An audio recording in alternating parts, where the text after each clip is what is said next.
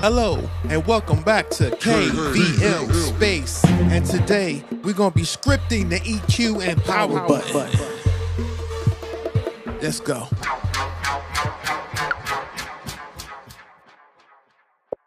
Okay, to start this off, I'm gonna pull out my EQ asset that I build in Horizon World with just simple shapes. Let's move one of these faders over so I can put the EQ in the middle of it.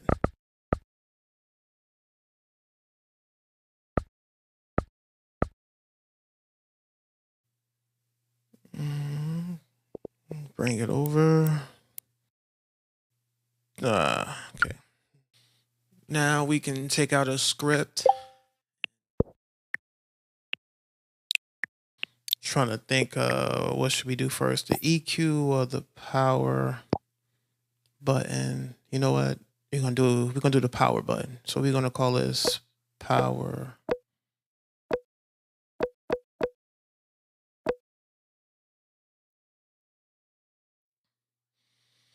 Okay, we're gonna go into motion. No, we're gonna go to control. We're gonna go down to player events and we're gonna pull out when trigger is entered by player. And then we're gonna go up top to event actions and put in the send event to object code block. And we're gonna make an event which we'll call power.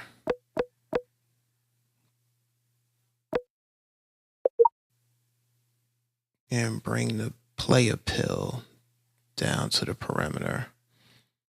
Now we'll say, okay, now we will need when, go to events and bring in when event is received, and we'll call it power. With the parameter of player. Set a new parameter, just type in anything you want. I like to put PLID in here. And it has to be a player type. Boom. There we go. All right. And now we want to go to event actions and put send event to object. And the event we want to send is the EQ event because we want our EQ faders to jump up and down. So we'll type in EQ. And bring over the pill to new parameter, a player pill. All right, that's okay. So now what we have to do is actually make the script for the EQ. So we'll bring out a new one and call it EQ. Set this right.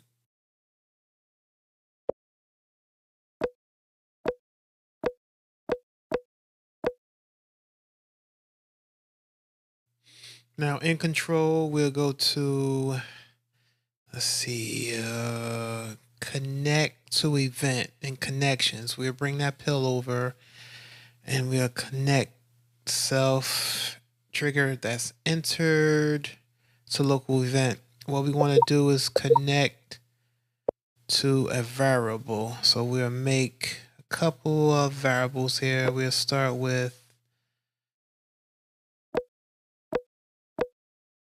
the power trigger, right? Yeah. And this will be an object. So now we'll bring this pill over to the self pill. So we're connecting the power trigger to the EQ event.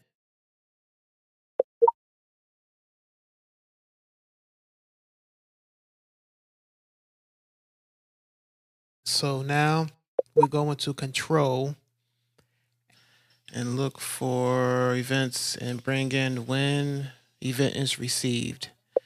And the event we want to receive is the EQ. And in a new parameter, give it whatever name you want, but make it a player type. And then we're going to make some variables Now I'm gonna fast forward on this part. This is gonna take a while.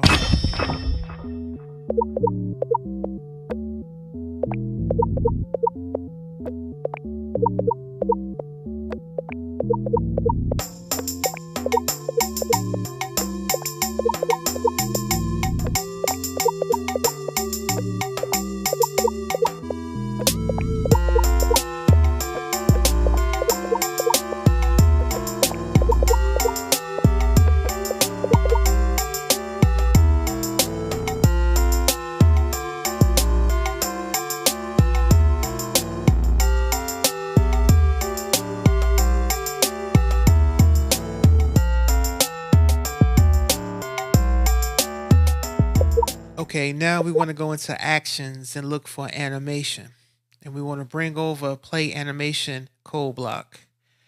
Now, when the EQ is received, we want to play the animation. Now we got to think about how we're going to stop the animation. So we're going to go into control and pull out an if condition. And we're going to put it on top. And we're going to nest play animation right underneath it. Then we're going to go into variables and make a Boolean called isOn.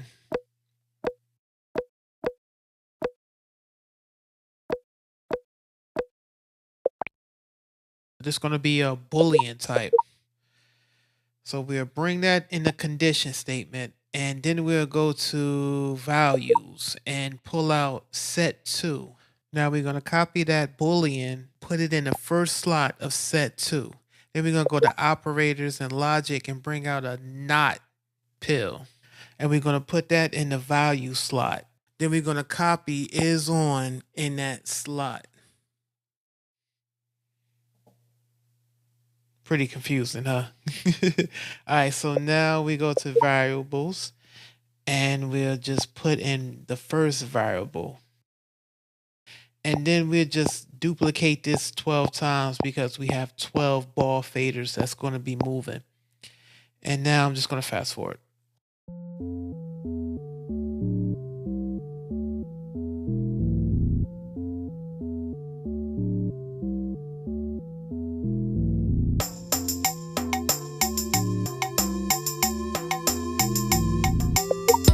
Okay, now we're going to control and pull out an else statement because now we want to stop the animation from playing. Now we're going to actions, look for animation, and bring out the stop animation code block. Put that right underneath else. Then we go to variables and put in our first variable. And we'll copy this 12 times. And then we'll put in the variables one by one. I'm going to fast forward on this part.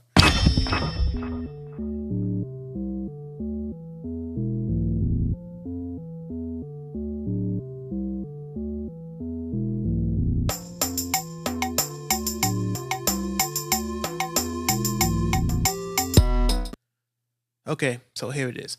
So when the world starts, we connect the power trigger to the local event EQ. Then when the EQ is received with the player, we set isOn to not to reverse the Boolean. So when we hit the trigger, animation will play, else animation will stop.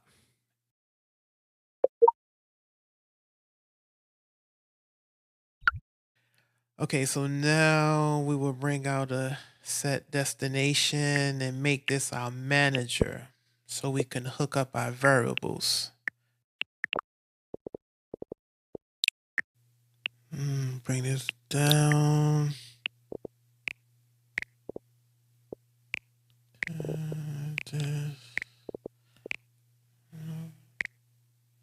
Bring this down some. Okay, here we go. Delete this and just name it. What are we going to name it? We're going to name it EQ Manager.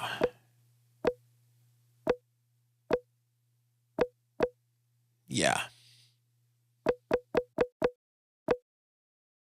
Then we will attach our EQ script. And we will connect all of our objects, which are variables. I should fast forward on this part too, but 1 to 1, 2 to 2, okay.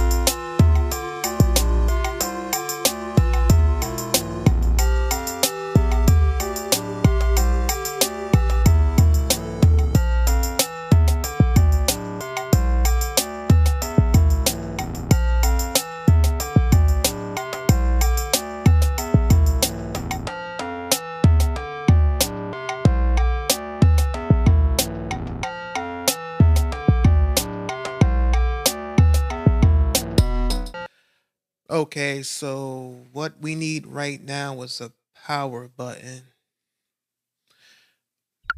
So let's go into shapes, bring out a tube and a sphere.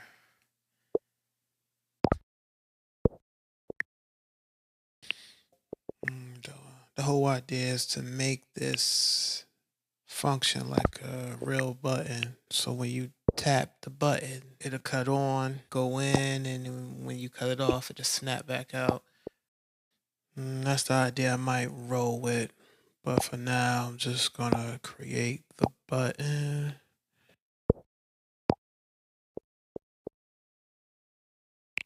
Make this, bring this up, yeah, okay. But just in case if I change my mind, I'm gonna make it so it can snap back. So I'm gonna make a copy of this actual sphere.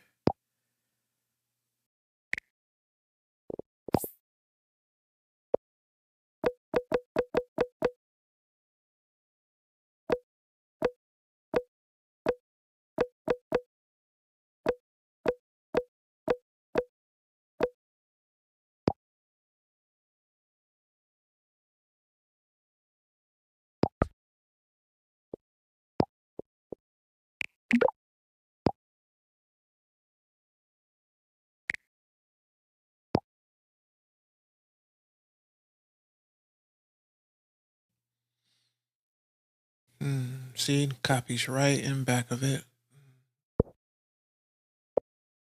Now, this is going to be the position that the button will go to when it's pressed. And we'll take off visible and collidable.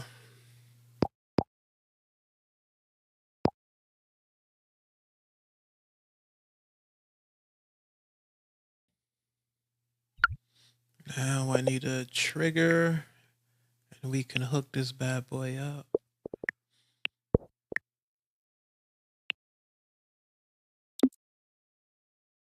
Let's try this again.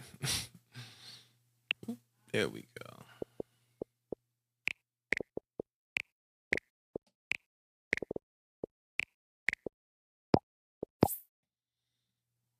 And this will be called power trigger.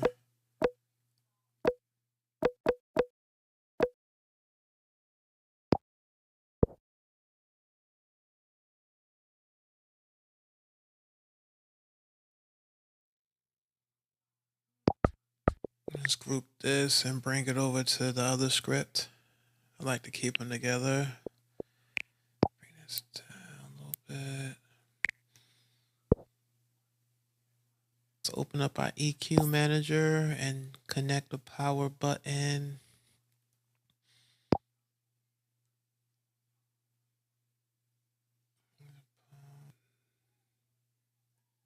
So we'll grab this trigger and put it in the power trigger.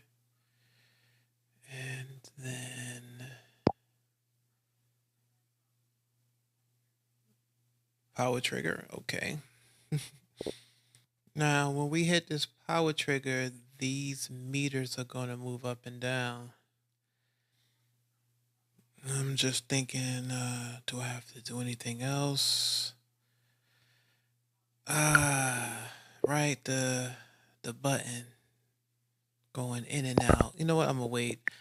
I'm gonna just bring this down to the EQ. Fire this bad boy up. Put it right next to the fader. Bring it up.